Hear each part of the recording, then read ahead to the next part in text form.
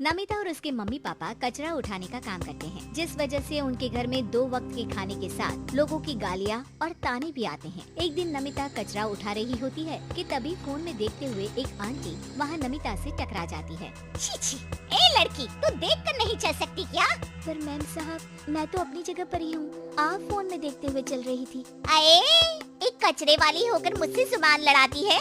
अब घर जाकर दोबारा नहाना पड़ेगा, पूरा गंदा कर दिया। कितनी बदबू आ रही है। ऐसा बोलते हुए आंटी वहाँ से चली जाती है और उनकी बातों से दुखी नमिता आंखों में आंसू लिए काम करती रहती है। इसी तरह दिन बीतते हैं और एक दोपहर नमिता अपनी मस्ती में गाना गुनगुनाते हुए कचरा इकट्ठा कर रही होती है कि तभी जिंदगी एक सफर है सुहाना, यहाँ कल क्या हो किसने जाना। तभी उसकी टक्कर मोहन से हो जाती है। अरे देखकर काम करो। मुझे माफ कर दीजिए साहब, गलती से टक्कर हो गई। मैंने जानबूझकर कुछ नहीं किया। ऐसा कोई जानबूझकर भला करेगा भी क्यों? कुछ नहीं होता। सोचा नहीं था कि कभी कोई मेरे साथ इतने अच्छे से बात करेगा। अरे जो नहीं करता वो इंसान कहलाने के लायक नहीं। तुम्हें उनके बारे में सोचना तक नहीं चाहिए। मोहन वहाँ से चला जाता है और नमिता उसकी बात को सोचते हुए दोबारा काम पर लग जाती है। इसी तरह समय बीतता रहता है। एक सर्दियों की सुबह कचरा उठाते हुए नमिता ठंड की वजह से पास के घर की सीढ़ियों पर ओत लेकर बैठ जाती है। कुछ ही देर बाद उस घर की मालकिन वहाँ आ जाती है। हाय तौबा, मेरा सारा घर गंदा कर दिया। अरे मैं घर के सामने गंदगी नहीं होने देती और तू पूरी की पूरी गंदगी मेरे घर की सीढ़ियों पर ही आकर बैठ गई। मालकिन, ठंड बहुत है इसलिए कुछ देर बैठ गई, अभी चली जाती हूँ और सफाई भी कर दूंगी। अरे यहाँ बैठकर घर पहले ही गंदा कर चुकी है, अब छूकर अशुद्ध भी करना चाहती है।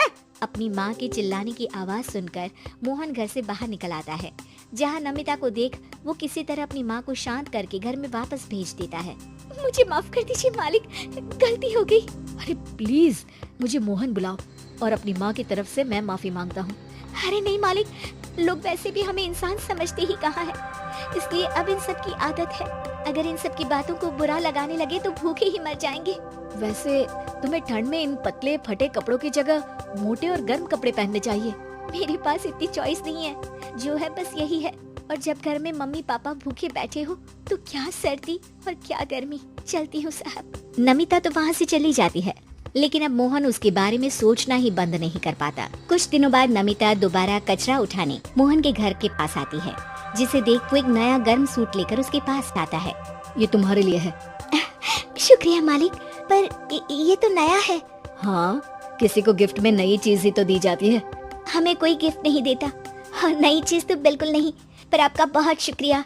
चलती हूँ, बहुत काम बाकी है।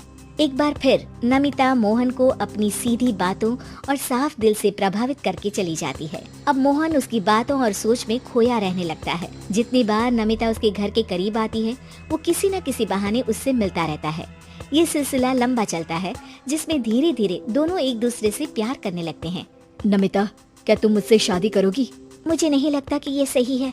तुम्हारे घर वाले और समाज के लोग मुझे कभी नहीं अपनाएंगे। मेरी वजह से तुम क्यों अपना जीवन खराब करना चाहते हो?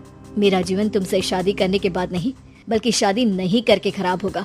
मेरी बात मानो, सब ठीक होगा, भरोसा रखो। मोहन के प्यार और उस पर भरोसे के साथ नमिता शादी के लिए हाँ कह देती है और अगले ही दिन वो दोनों कोर्ट मैरिज कर लेते हैं। इसके बाद मोहन नमिता को लेकर जैसे ही घर पहुंचता है तो वहाँ उसकी मम्मी, जो अपनी सहेलियों के साथ किटी पार्टी कर रही होती है, उन्हें एक साथ देखकर हैरान रह जाती है। हाय राम, कल मुही करम जली। तुझे एक दिन सीढ़ियों पर बैठने के लिए कुछ जरा बहुत बोल क्या दिया? तूने तो बदला लेने के लिए मेरा बेटा ही फंसा लिया। अरे जिस लड़की की हमारे सामने खड़े तक होने की औकात नहीं, मोहन तू सीधा उससे शादी करके घर के अंदर ही ले आया। हाय हाय बहन, अब तुम समाज में क्या मुंह दिखाओगी?